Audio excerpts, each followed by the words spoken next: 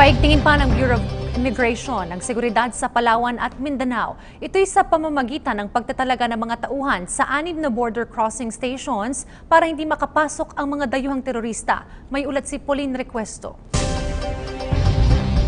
Magde-deploy ang Bureau of Immigration ng mga karagdagang immigration officer para mapaigting ang pagbabantay sa mga border crossing station sa Mindanao at Palawan.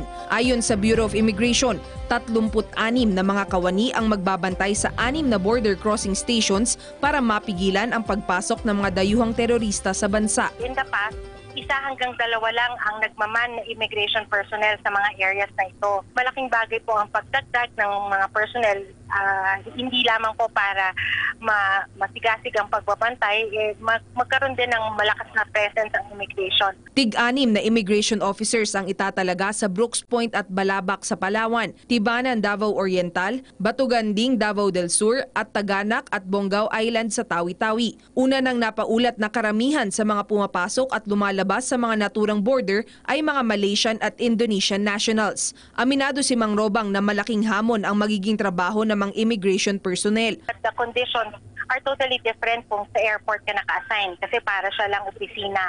Samantalang sa border, sa mga isla po ang binabantayan dito. Target ng BI na ma-deploy ang mga tauhan bago matapos ang taon pagkatapos nilang dumaan sa isang mahigpit na training. Samantala, tiniyak naman ng BI na mahigpit nitong minomonitor ang mga border sa buong bansa para matiyak ang kaligtasan ng publiko. In the recent months, was able to arrest 2 ISIS members, yung mag-asawa na Syrian at Kuwaiti.